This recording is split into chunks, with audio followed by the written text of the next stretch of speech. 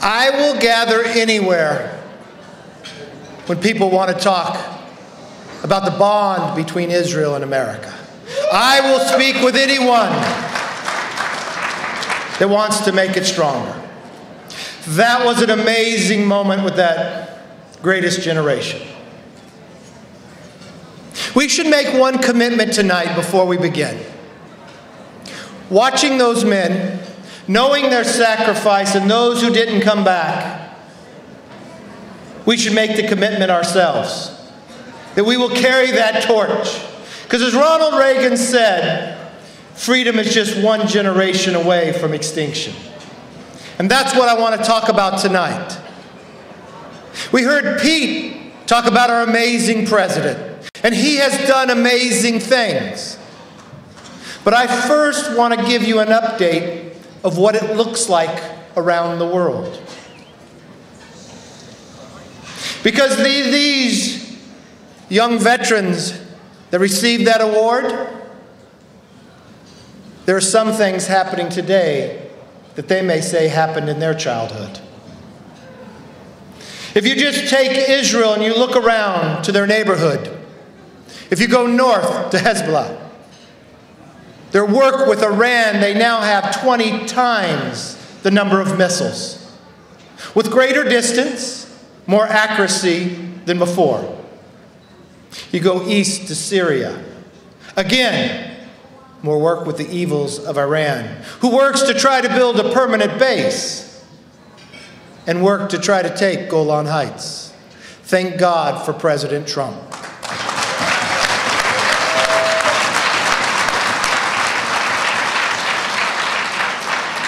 Or if you go to Gaza with Hamas, probably the biggest obstacle to peace we know.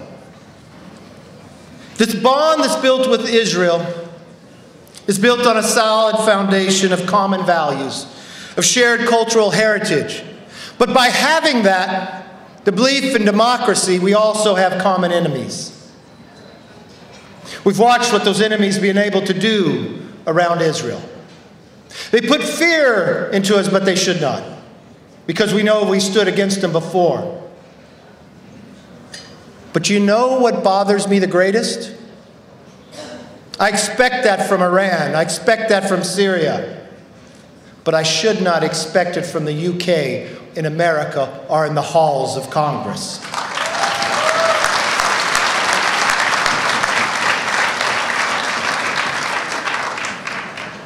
You know, George Washington said, if America wants to remain a beacon of liberty, government cannot give bigotry no sanction. Think about that. No sanction for bigotry. I want to tell you an example of what we've seen on the Republican side, because I want to be able to compare it to where we're going in Congress.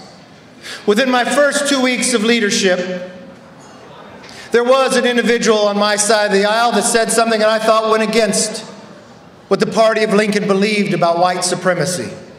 We just didn't denounce it. We removed him from every single committee.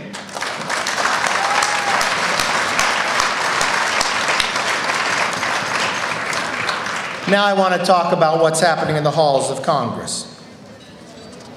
The anti-Semitic rise around the world. It's at the level, many would say, in France before World War II. Look at the Labour Party in the UK. At one time, had the bond of Israel and the Jewish faith. Its leader today calls Hezbollah and Hamas their friends. I follow Twitter a little more after having a president with President Trump. Ken Livingstone, you may not know his name, but let me tell you who he is.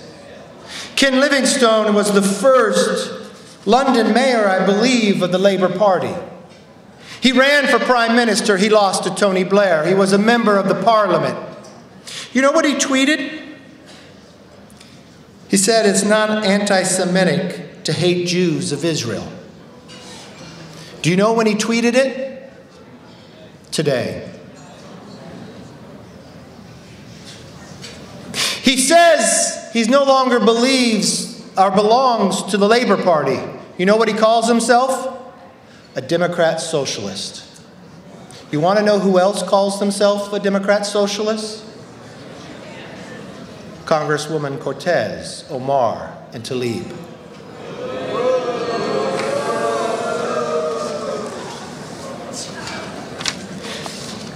Inside my office, I keep paintings.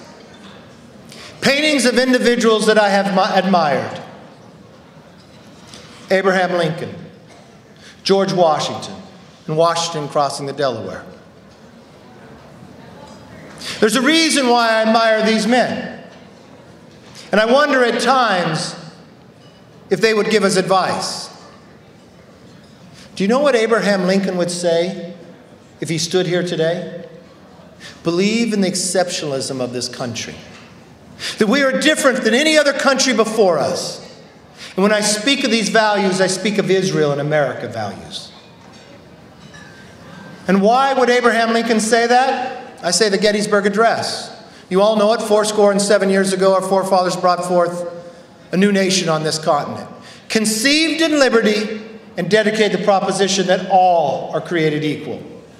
He goes on to say, but if we fail, government of the people, by the people, for the people, shall not perish from earth.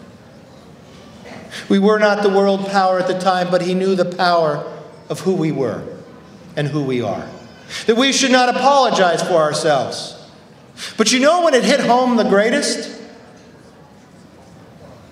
We had brought Shimon Peres over. He was 91 at the time and still president of Israel. He's inside the rotunda and we're giving him a medal.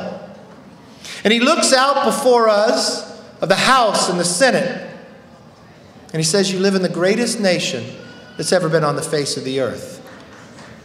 And he goes like this. You could applaud for that.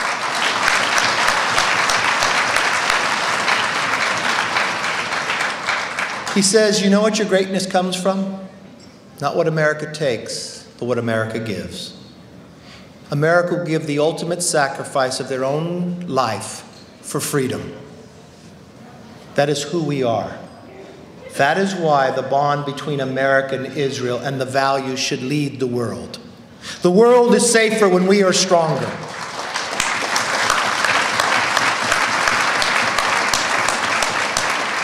Behind me is Ronald Reagan, and he's in color. Ronald Reagan would first to tell all of us conservatives this. If you believe your principles bring people more freedom and more liberty, don't be angry, be happy. Because people will wonder what you're drinking. But it also say, if you believe in these principles, stand for them. You stand for the principles. You do not let the language that is being said inside this Congress be said without standing up. When the first comments were made by Congresswoman Omar, we happened to sit in the minority. And in the minority, you only have one power on the floor. You know what I used it for? To stand against her and stand against her language.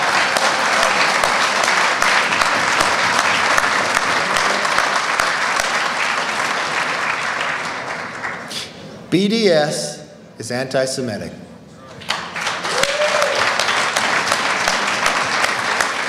Who would think we live in a world today in America that the leading individuals running on the other side of the aisle boycott AIPAC?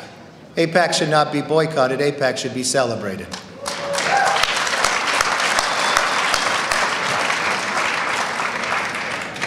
Ronald Reagan and President Trump understand this. Peace without freedom is meaningless. Think about that for one moment. Peace without freedom is meaningless. It is human nature that we will crave peace, but you cannot achieve it without achieving freedom. So many points in our history has proven where human nature has failed. Chamberlain, peace for our time. He appeased Hitler with the Munich Agreement by giving Czechoslovakia the portion. The Iran agreement with President Obama.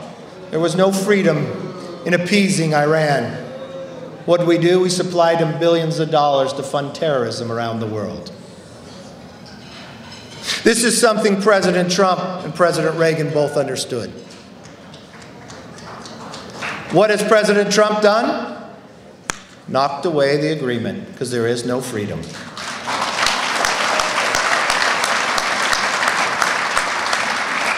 You know, Ronald Reagan had this same dilemma. He was in his second term. He was sitting in Iceland. He was sitting across from Gorbachev. And they were to negotiate a nuclear reduction. Reagan was getting most of what he asked for. But you know what Gorbachev asked for? That America would end their SDI program. Reagan didn't bat an eye. He said, no, but you know what? I'll share it with you so the world will be safe. Gorbachev declined. Reagan looks down, sees that he achieved a lot, but it did nothing to the gulags. It did nothing to the shipyard workers of Poland, and it did nothing to the Berlin Wall. So he got up and walked away. He got criticized by the elite press, did he not? But had Reagan not walked away, the Berlin Wall would have never collapsed. President Trump understands that. He did not bat an eye when so many before him said they would move our embassy to the rightful place of Jerusalem. He stood for freedom. He understood it.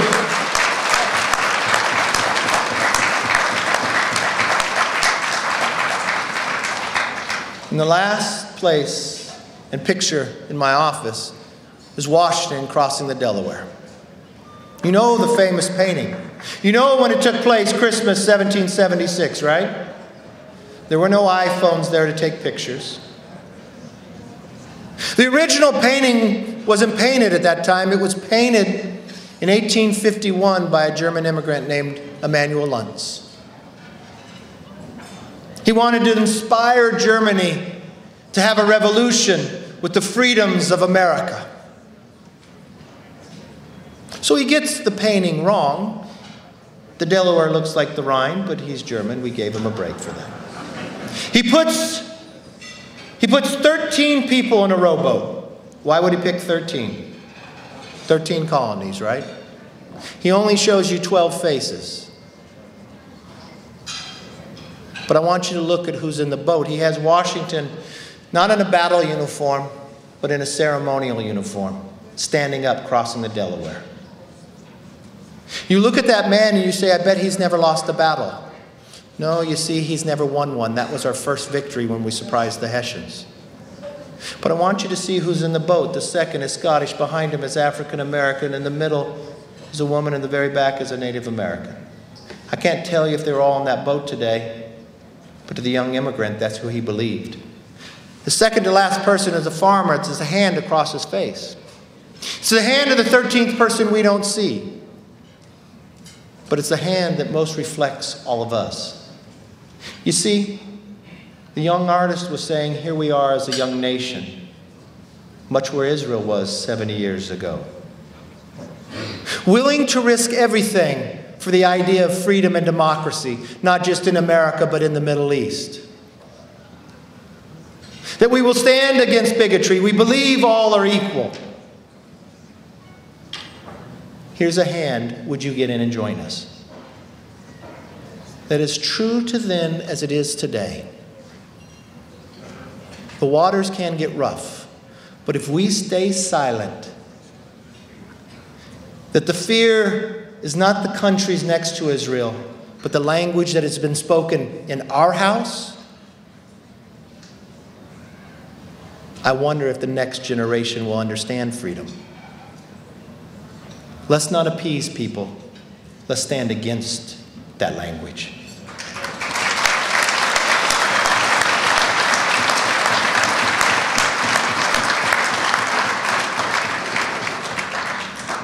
It was only a few weeks later when Congresswoman Omar questioned whether we can be loyal to America and to the Jewish faith. We've heard that spoken before.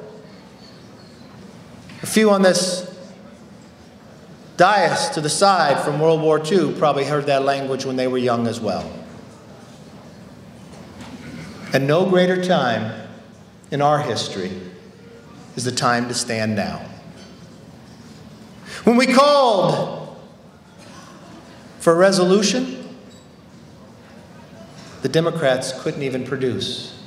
They had to water it down. It's not just the speaker that denies removing from foreign affairs. It's every Democrat that will not stand up and speak. It's every American that will not stand against that language. Let's make our commitment tonight, and I will pledge to you, every day on that floor, not only will I stand against it, I will act against it, and I will gather with anyone that believes in the bond of the values of America and Israel. Thank you, and God bless.